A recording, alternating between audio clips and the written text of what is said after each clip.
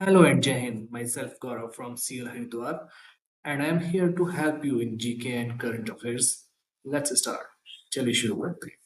आज एक जो सबसे बड़ी चीज हुई है वो पहले उस पे बात कर लेते हैं, किस पे? म्यांमार पे। ठीक है, आप सबको पता होगा अभी 1 या 2 दिन पहले म्यांमार में क्या हुआ है, एक अर्थक्वेक आया है, एक भूकंप आया है। ठीक है, तो क्या क्या वहां पर सिचुएशन इस समय पे हो रही है और क्या क्या चीजें चल रही है इस समय पे, थोड़ा सा इस पे मतलब एक बार बात करते हैं हम लोग कि इस समय पे क्या क्या चीजें हो रही है। म्यांमार में एनयूजी ने जुंटा पर क्या किया है, अटैक का मतलब एक तरीके से उन पर उन पे एक तरह से एक्यूज किया है। ठीक है, कौन है जुंटा, कौन है एनयूजी, जरा इसके बारे में जानते हैं कि क्या ये पूरा का पूरा मैटर है। ठीक है, तो इसके बारे में जानते हैं। एक्चुअल में क्या है, म्यांमार की रेजिस्टेंस फोर्स है, संडे को उन्होंने एक्यूज किया कि military junta of launching attack on rebel targets in the earthquake hit areas in the country Sagaing region and Shan state. तो कहा जा रहा है कि जो म्यांमार की जो रेजिस्टेंस फोर्सेस हैं उन्होंने एक तरह से कहा है, मतलब क्या कहते हैं, जो रविवार में जो संडे जो अभी गया है उसमें जो म्यांमार की प्रोफेशनल आर्मी है उसके साथ क्या कहते हैं, एक तरह से स्क्रिमिश टाइप का मतलब उसका वो किया है, एक्यूज किया कि इन्होंने हमारी तरफ क्या किया है, अटैक किया है जो हमारे ठिकाने हैं। अच्छा, तो ये जो रिबेलियन जो ये रेजिस्टेंस फोर्सेस हैं इनके ठिकाने कहाँ पे?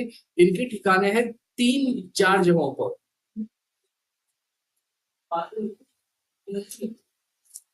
हुई है, तो क्या हुआ है, संडे को हमला हुआ है सैगियांग रीजन और शान स्टेट पर। जुंटा आर्मी ने मतलब एक तरह से रिटेलिएट किया, वहां पर हमला किया है।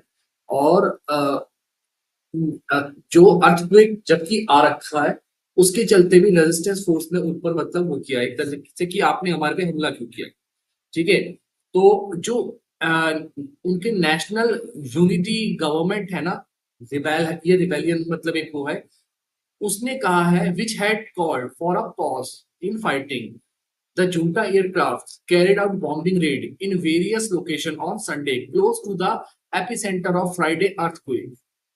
ये एक बड़ी चीज है कि जो उन्होंने लड़ाई में थोड़ी देर के लिए सीज फायर का मतलब उन्होंने बोला था, तो उसके बाद भी जो उनकी मेन आर्मी है, जुंटा आर्मी जो है, उन्होंने क्या किया है, उनके एयरक्राफ्ट ने जो एपिसेंटर जगह थी जहां से मतलब पूरा अर्थक्वेक मतलब ओरिजिनेट हुआ था उसके आसपास वहां पर निशाना बनाया है।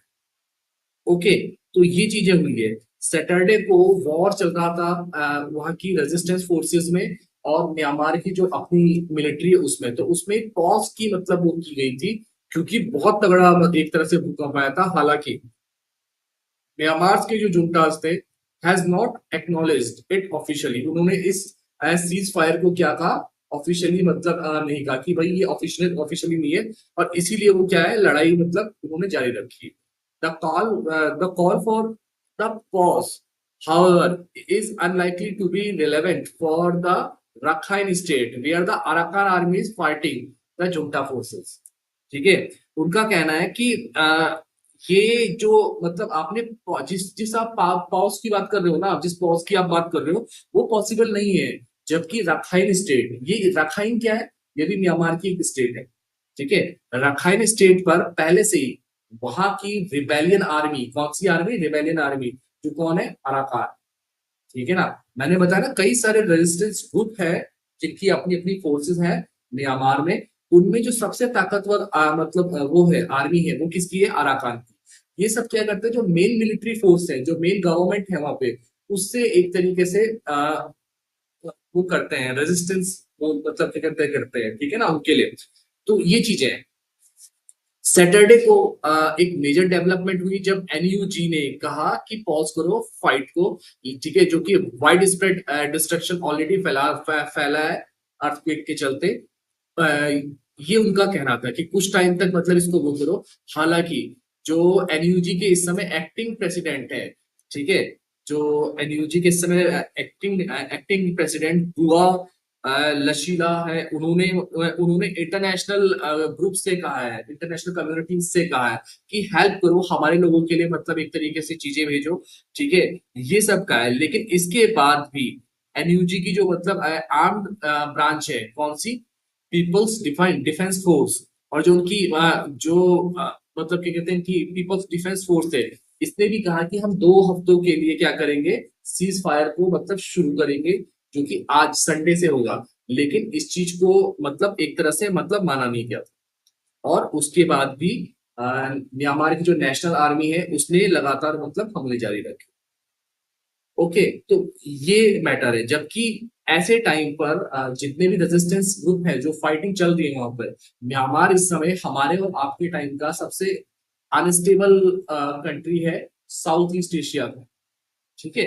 तो उस पे अभी क्या हो रहा है, एक तरीके से लड़ाइयां चल रही है अलग अलग जगह पे। लेकिन जब अर्थक्वेक आया तो वहां के जो रिबेलियन ग्रुप है, जो रेजिस्टेंस फोर्सेस हैं, उन्होंने भी अपने आप को होल्ड करने की बात कही कि अभी हम रुकते हैं, इंटरनेशनल कम्युनिटीज से हम अपनी लड़ाई बाद में लड़ देंगे, पहले जो हमारे लोग सफर कर रहे हैं अर्थक्वेक के मतलब डिस्ट्रक्शन से, पहले हम उसके लिए क्या करेंगे, वहां से सपोर्ट लेके आएंगे। तो ये चीजें हुई है।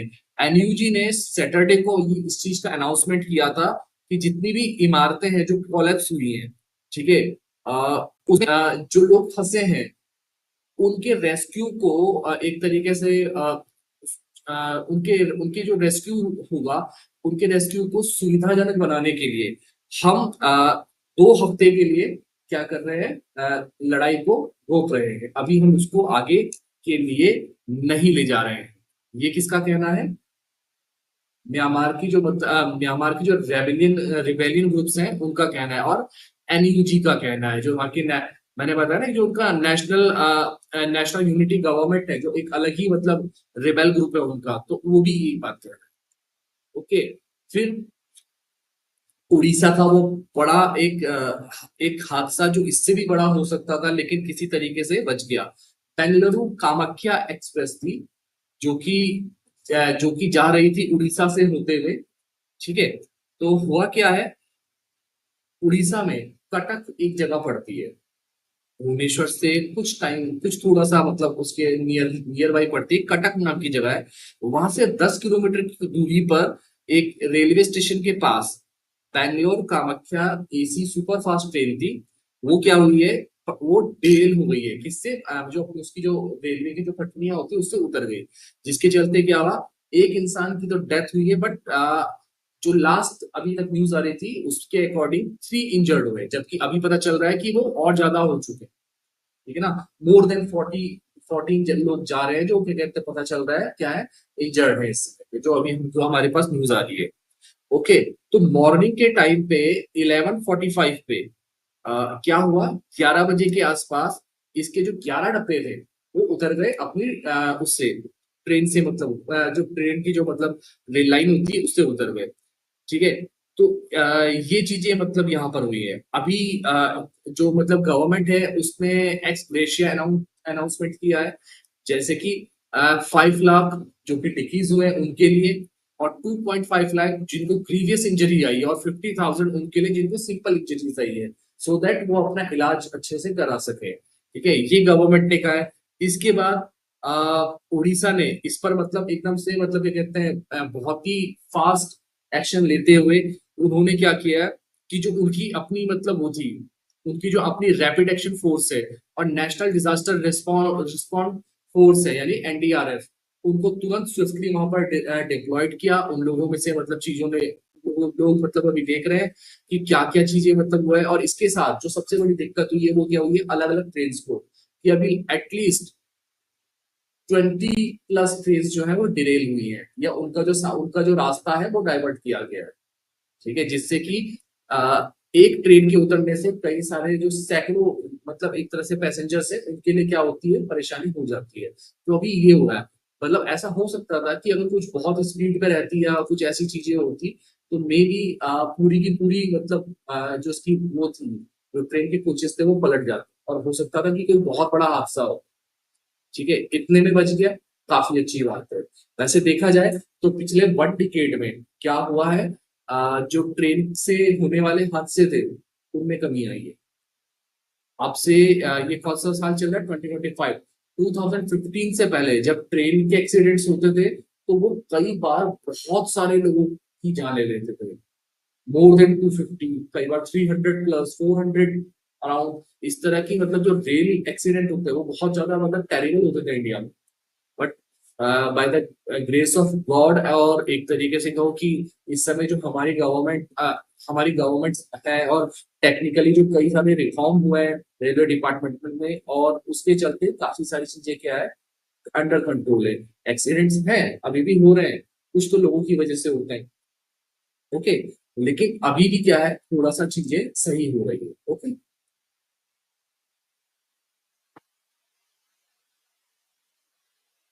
गुड़ी पड़वा रेवेलरी, गुड़ी पड़वा का एक कंपटीशन, आप जानते हैं क्या होता है गुड़ी पड़वा?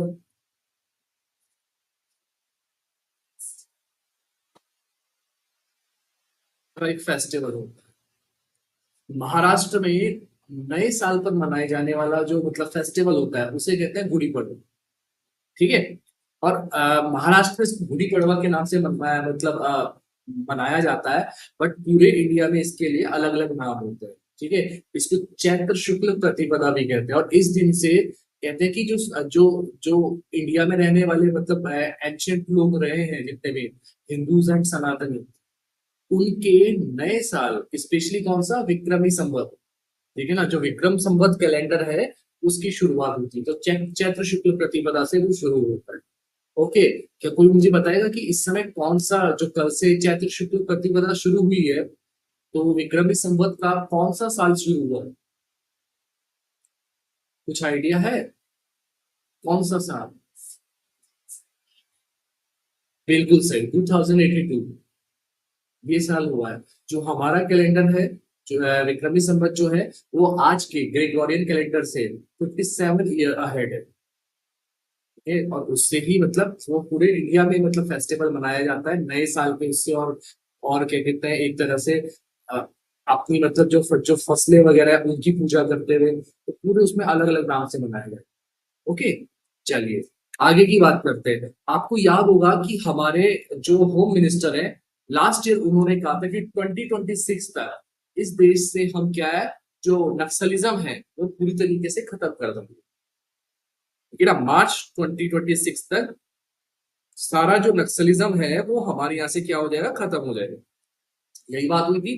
तो पुलिस ने अभी क्या हुआ है, बीजापुर में 50 माओइस्ट का एक तरीके से क्या हुआ है, जिनके ऊपर टोटल मिला करके 68 लाख का इनाम था जिनके सिर ऊपर, उन सब ने सरेंडर किया सिक्योरिटी फोर्स के सामने। ठीक है ना, छत्तीसगढ़ की बीजापुर डिस्ट्रिक्ट।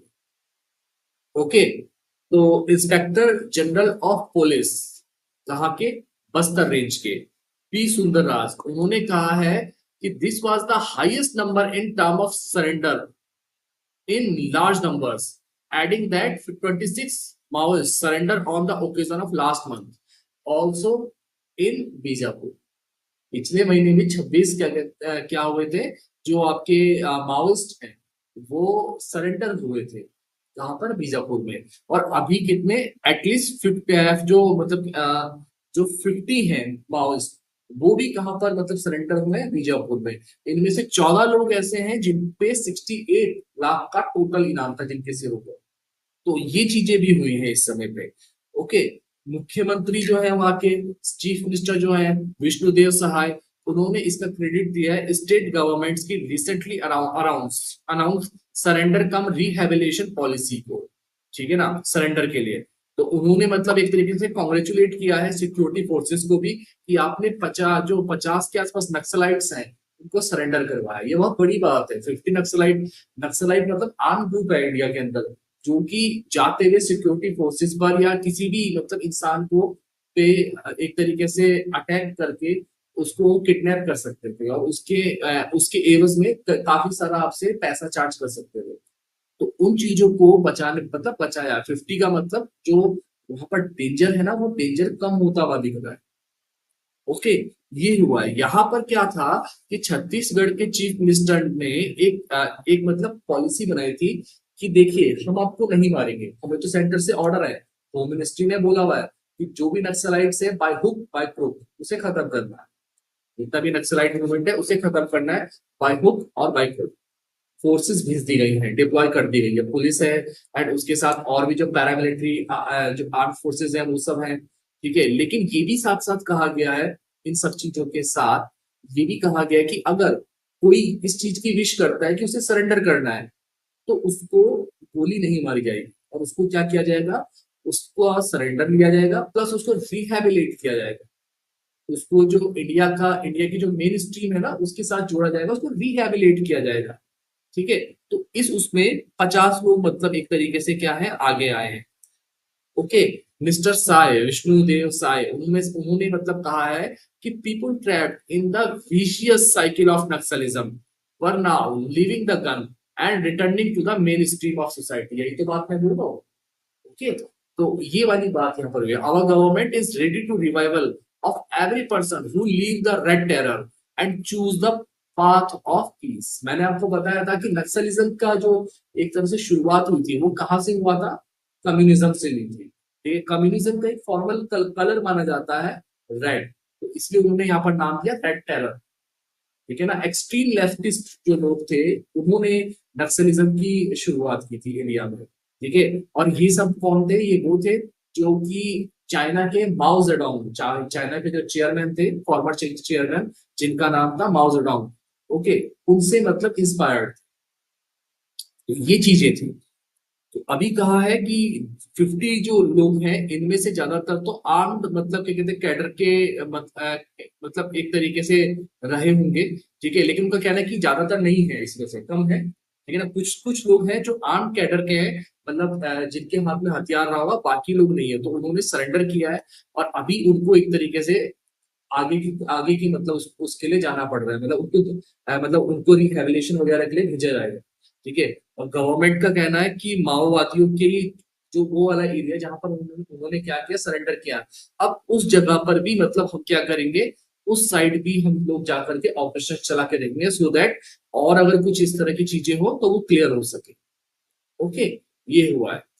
एक बड़ा अजीब सा ट्रेंड बना है, मेरे को आप लोगों को बताना भी चाहिए।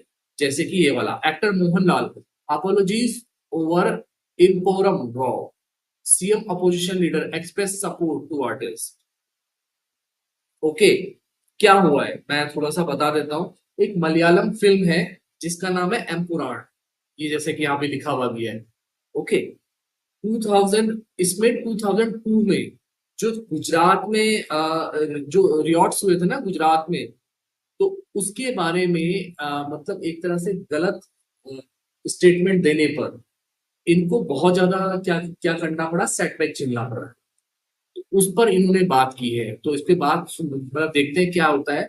With right wing backlash over the over what appears to be the reference of 2000 Gujarat program, sorry Gujarat pogrom in the Malayalam film Empuraan, actor Mohanlal on Sunday expressed regret for the distress clause and confirmed that voluntary cuts were being made to the film।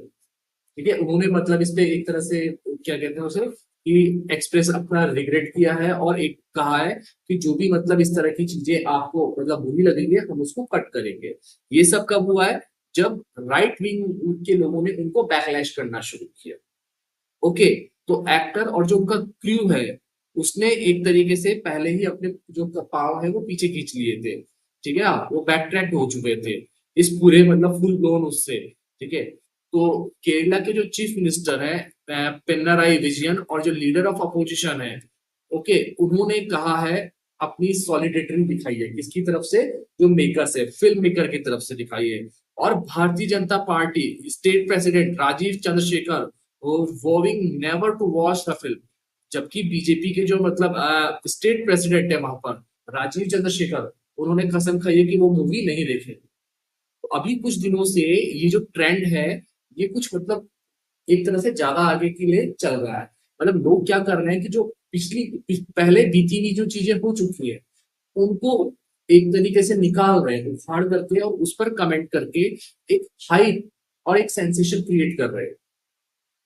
ठीक है, ये हो रहा है कई बार movies के through, कई बार नाटकों के थ्रू, कई बार जो जो शोज एंड ऑल है उसके through. But in the core of the these thing हमको ये भी जानना चाहिए कि कहीं ऐसा तो नहीं कि ये जो चीजें हो रही है ये हमको हमारे जो मतलब इस समय के करंट मुद्दे हैं, जो करंट टॉपिक्स है और जो प्रॉब्लम्स है उनसे भटकाने की कोशिश हो, क्योंकि हमको खाली लगाना ही तो है हिस्ट्री पे कि नहीं हिस्ट्री में इसके लिए ऐसा हुआ था वैसा हुआ, लोग सब चीजें खोदने लग जाएंगे। जैसे अभी हाल में ही छावा पे कितना बड़ा वो हो चुका था औरंगजेब के चलते, नागपुर में दंगे होने ही वाले थे।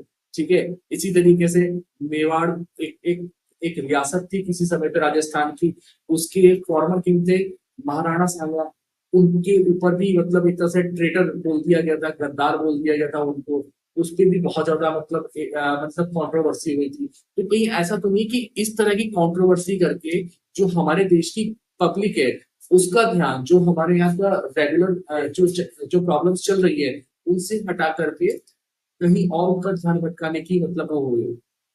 ओके, तो ये चीजें चल रही है क्योंकि राइट विंग जो है ना वो बहुत ज्यादा एक तरीके से इस पे क्या कर रही है, बैकलैश दे रही है कि नहीं हम आपको हिस्ट्री से नहीं खेलने देंगे या समथिंग इस तरह की चीजें। ठीक है, हिस्ट्री से खेलना भी नहीं चाहिए, जो चीजें गलत है आपको उसके लिए बोलना भी चाहिए, बट ऐसा भी नहीं होना चाहिए कि इन सब चीजों के चलते जो इस समय के मेन मतलब चीजें है ना, जो मेन प्रॉब्लम्स है उनसे ध्यान भटक जाना चाहिए, हमें उनकी तरफ भी ध्यान देना चाहिए। ओके, तो कुछ तो मतलब जो चीजें हुई है वो ये हुई है।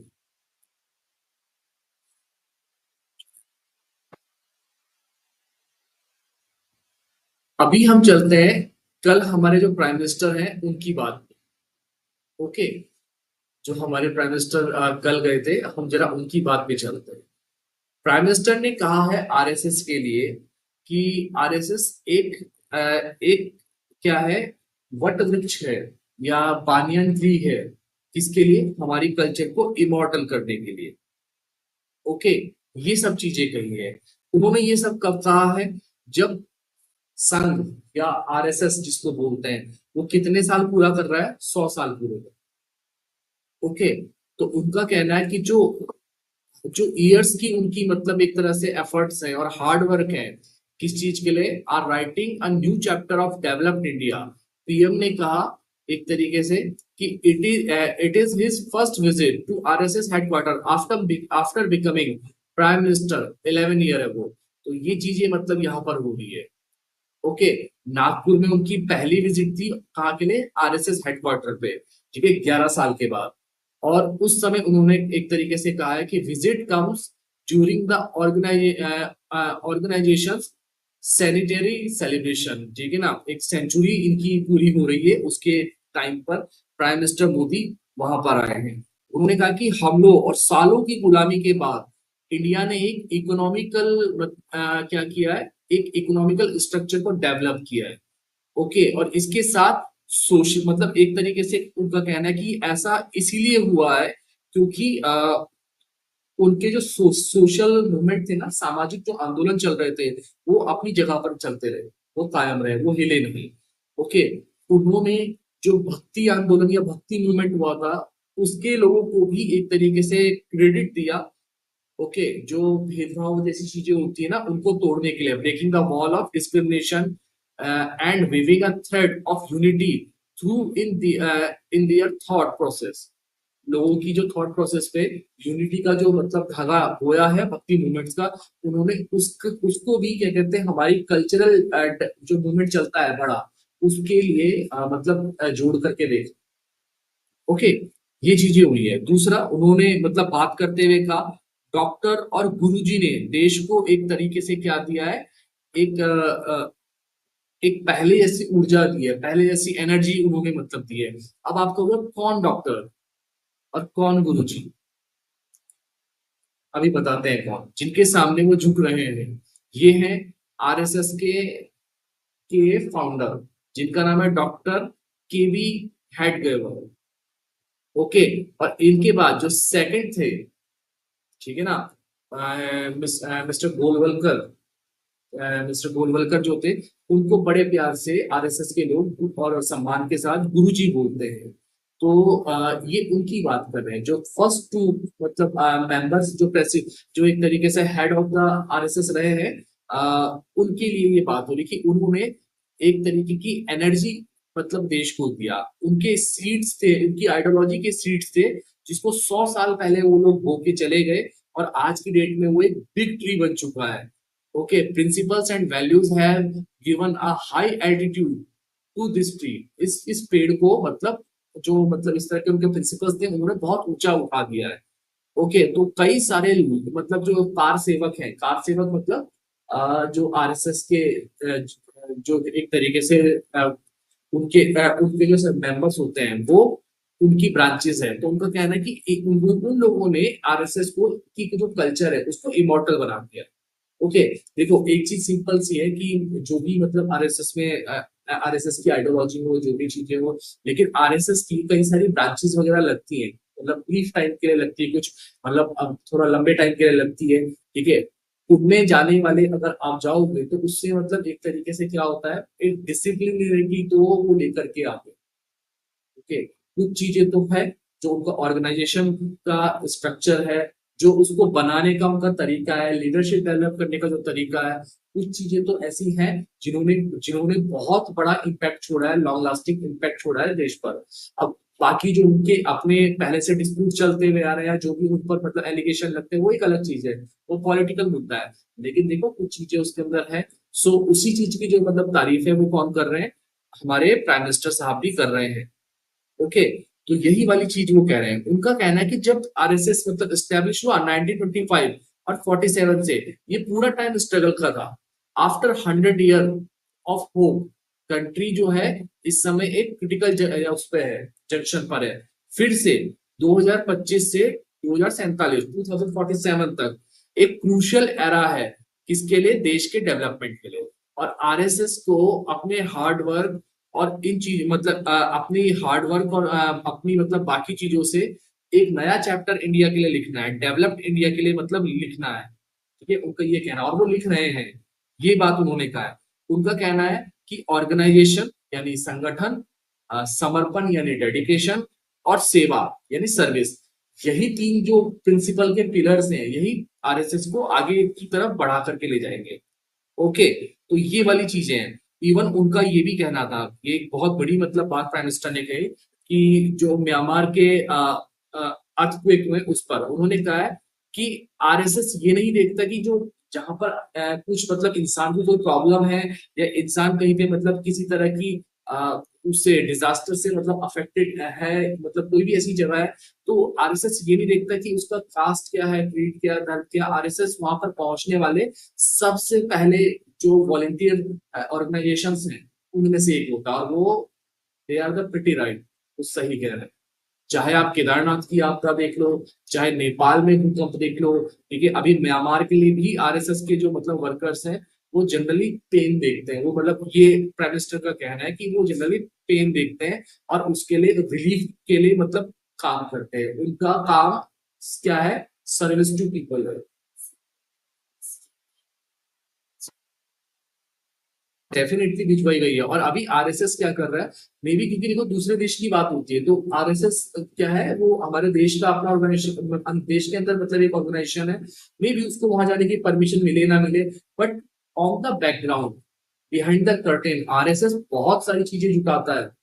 ठीक है, जो वहां पर जाने वाले रिलीफ मतलब मटेरियल्स है, हम में से आप में से किसी को नहीं पता होगा, बट हो सकता है कहीं ना कहीं आरएसएस उसमें इन्वॉल्व होगा, और उसमें वो सब चीजें रातों रात जुटा करके वहां पर भेजी हुई। डेफिनेटली इस तरह की चीजें हो सकती है। ओके, तो ये है। और ये सब कैसे होता है, क्योंकि जो आरएसएस का पूरा ऑर्गेनाइजेशन है ना, वो बना ही इस तरह से कि जब भी ह्यूमन क्राइसिस आए, जब भी कोई डिजास्टर आए, उसमें वो सबसे पहले एक्टिव होकर के सबसे आगे खड़े रहे। ये चीजें उनके साथ मतलब है, तो एक तरह से लॉन्ग लास्टिंग लीगेसी है उनकी। ठीक है, दूसरे इस समय जब भी उनके जो हेड होते हैं, उनके हेड कोई ऐसे ही मतलब किसी को नहीं चुन किया जाता है। उनके हेड अपने आप में मतलब विद्वान लोग होते हैं बहुत ज्यादा, जिनको स्कॉलरली पर्सन कहते हैं। वो इस समय मोहन भागवत जी वहां के क्या है, सरसंघ चालक, सरसंघ चालक मतलब head of the supreme head of the RSS है। ठीक है, तो वो भी कोई कम मतलब धुरंधर नहीं है, वो भी बहुत मतलब अच्छा जानते हैं चीजों को, इंडियन कल्चर के बारे में तो बहुत मतलब उनको एक तरह से वास्ट नॉलेज है। उसके अलावा भी बहुत सारे फिलोसफिकल एंड और चीजों के लिए मतलब वो जाने जाते हैं। तो ये चीजें हैं आरएसएस के साथ। इसी के लिए मतलब प्राइम मिनिस्टर ने भी उनकी प्रेस की। वो 11 साल बाद गए हैं प्राइम मिनिस्टर बनने के बाद, तो ये चीजें हुई है। दूसरी बात, जस्ट इसके बिल्कुल बगल में इंडियन आर्मी टीम रीचेस मांडले और फील्ड हॉस्पिटल को सेटअप करने का काम कर रही है। वहां पर चेक कर रही है कि कहाँ पर क्या करेगी, फील्ड हॉस्पिटल को एक तरीके से सेटअप की करेगी। ठीक है, ये चीजें हुई है। पहली जो रिलीफ पार्टी है, डिटैचमेंट है of 10 personnel who are the part of Indian army. ठीक है ना, जो इंडियन आर्मी की जो पूरी हॉस्पिटल टीम है 118 लोगों की, उसमें से जो मतलब 10 आर्मी पर्सनल है वो एक तरह से वहां देख रहे हैं। ऑपरेशन बर्मा हमारे देश ने लॉन्च किया है इसके लिए, म्यांमार को एक तरह से दोबारा से रिलीफ पहुंचाने के लिए, जो कि अर्थक्वेक स्ट्रक कंट्री है इस समय पे। ओके, तो हमारे लोग वहां पर नीचे आ चुके हैं, लैंड हो चुके हैं मांडले नाम की जगह पे। आप लोगों ने नाम सुना है कभी मांडले का? शायद ये फर्स्ट टाइम होगा जब आप बर्मा में नाम सुन रहे हो, बर्मा के कई सारी जगहों का। जैसे कि अभी फर्स्ट पीक में भी आपने सुना था, कई सारी उनकी आर्मी है, एनयूजी एंड ऑल। ठीक है, अराकान आर्मी। अभी मांडले एक जगह का नाम सुन रहे होंगे। आप लोगों के लिए ये नाम बहुत नया होगा, बट जो इंडियन हिस्ट्री पढ़ते हैं, स्पेशली मॉडर्न हिस्ट्री पढ़ते हैं, उनके लिए नाम मतलब यूजुअल होता है, क्योंकि इंडिया के दो बहुत ही बड़े फ्रीडम फाइटर्स ने इस जगह पर अपनी जो मतलब एक तरह से जो उनको प्रिजन की लाइफ, उनको जो प्रिजनमेंट की जो सजा मिली थी, उसको यहाँ पर गुजारा है। वन इज बाल गंगाधर तिलक, दूसरे थे नेताजी सुभाष चंद्र बोस। तो उन्होंने अपना टाइम यहाँ पर गुजारा है। ठीक है, और ये उनके लिए बहुत टॉर्चरस जेल बनाई गई थी यहाँ पे। ठीक है, तो यहाँ पर हमारी मतलब जो इस समय क्या है, हमारी जो आर्मी है वो पहुंची हुई है, और वो क्या कर रही है, म्यांमार और थाईलैंड में जो जो भी मतलब ये ट्रेजिक अर्थक्वेक था, इसको असिस्ट करेगी म्यांमार के लिए। ठीक है, तो 5:45 के आसपास सबसे पहले तो 10 लोगों की 10 पर्सनल जो है वो मांडले के इंटरनेशनल एयरपोर्ट पर मतलब आए। और टीम क्या कर रही है, वो साइट रिकोनासेंस कर रही है, मतलब ऐसी जगह ढूंढ रही है जो सेफ हो अर्थक्वेक के आने के बाद। क्योंकि क्या होता है, जब भी कोई बहुत बड़ा अर्थक्वेक आता है तो खाली वो अकेला नहीं आता है, उसके बाद छोटे छोटे बड़े बड़े कई सारे अर्थक्वेक का एक पूरा सीरीज आती है।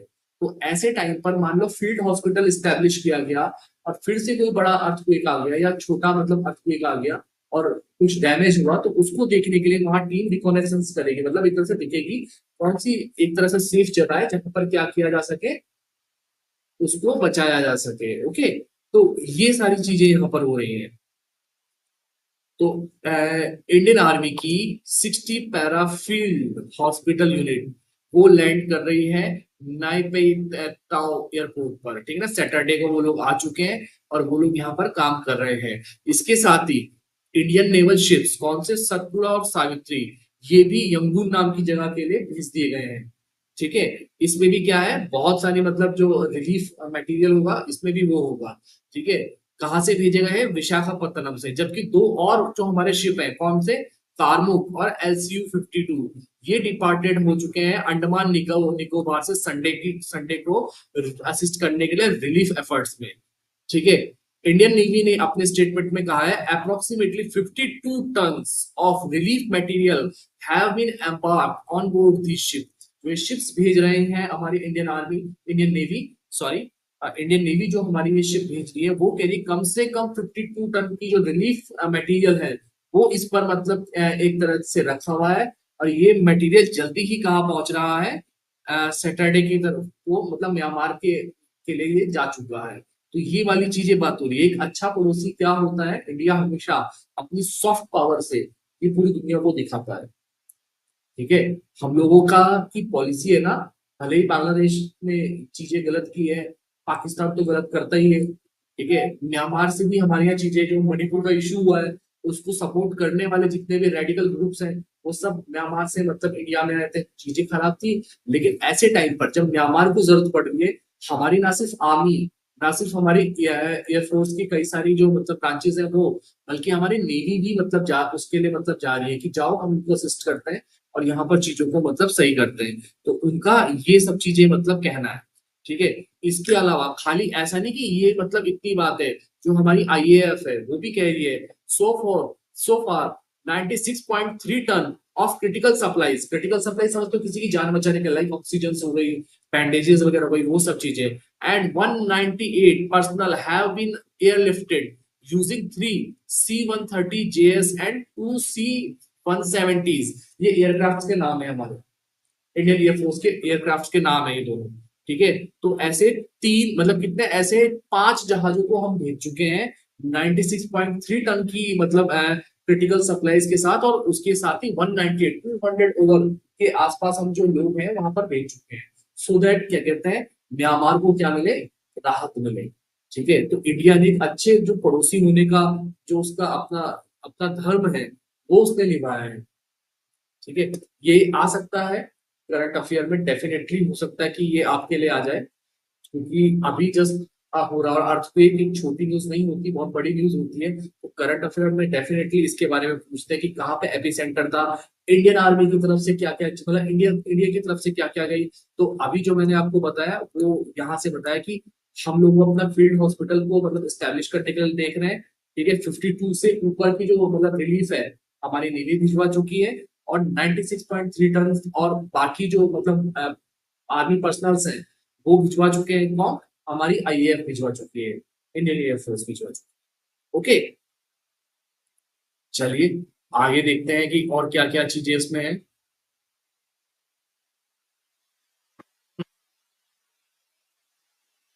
कंट्रोवर्सीज, मैंने कहा ना कंट्रोवर्सीज का टाइम है ये वाला, आप कहते हो इसे तो। हरियाणा पुलिस ने एक सॉन्ग को क्या किया है, बैन किया है, जिसके चलते कंट्रोवर्सी इरप्ट हुई है। ओके, एक सॉन्ग है जिसको हरियाणा पुलिस ने बंद किया है, मतलब एक तरह से बैन, बैन ही समझो उसको कि बैन किया है उस सॉन्ग को। ओके, तो उस पे मतलब बात है, पहली बार तो इसके कई सारे जो मतलब जो सिंगर्स थे उन पे कहा गया है कि पिकिंग एंड चूजिंग, ठीक है ना, इसका उन पे एक्यूज लगाया कि सेवरल आर्टिस्ट, कई सारे आर्टिस्टों ने मतलब एक तरह से एक्यूज किया है पुलिस को कि उनका ही गाना चुन करके और उसको बैन लगाने का काम किया है। ओके, कि चुन चुन कर गाने रखे हैं और उनको वो बैन करने की बात कर रहे हैं। तो पिछले 1 महीने के आसपास क्या किया गया है, लगभग 10 सॉन्ग्स को बंद किया गया है, जो इनमें इनमें वायलेंस जैसी चीजें आ रही थी। जो 6 है इनमें से 10 जो बैन किए गए गाने हैं, उनको तो किसने गाया, मासूम शर्मा, जो एक हरियाणवी सिंगर है, और जो फेमस हरियाणवी सिंगर है, उन्होंने मतलब गाया है। तो ये कहा है, उन्होंने कहा है, while not mister Sharma, while not naming anyone, allowed it to the Gajendra Fogart, a revival artist and the officer on special duty to the Haryana Chief Minister for conspiring against him। ये सब चीजें कही है कि भाई यहाँ पे क्या है, एक तरह से षड्यंत्र टाइप का चल रहा है, कॉन्स्पिरेसी चल रही है हमारे सॉन्ग्स को एक क्या करने की, बंद करने की। क्योंकि उनका कहना है कि हम इस तरह के जो वायलेंस वाले गाने हैं, जो वायलेंस को बढ़ावा देते हैं, ऐसे तो मतलब हंड्रेड्स ऑफ सॉन्ग्स हैं, आप उनको क्यों बंद नहीं करते हो, सिर्फ जो मतलब हमारे गाने उनको क्यों बंद आपने किया है। ये एक मैटर मतलब क्या है वहां पर चल रहा है। ठीक है, उन्होंने जैसे कि कई बार चीजें मतलब उन्होंने कहा कि when youth had to access by Punjabi singers Bollywood films promote the violence and gun culture। ठीक है ना, मेरे पास मतलब मेरे एक तरह से इंडस्ट्री में आने से पहले तो ये सब लोग ये सब चीजें कर रहे थे, हरियाणवी सिंगर्स के पास पहले से मतलब वो है इस तरह के, तो आप मेरे गानों को क्यों वो कर रहे हो, टारगेट कर रहे हो। तो ये एक इन्होंने क्या लगाया है चीज मतलब वो की है। ओके, एक बार फॉरेन पे भी देख लेते हैं, हमारे डोनाल्ड ट्रंप साहब क्या चीजें बोल रहे हैं।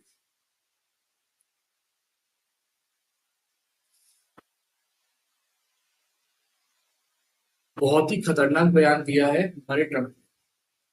क्या कहा है, मेक अ न्यूक्लियर डील और there will be bombing, Trump threaten Iraq.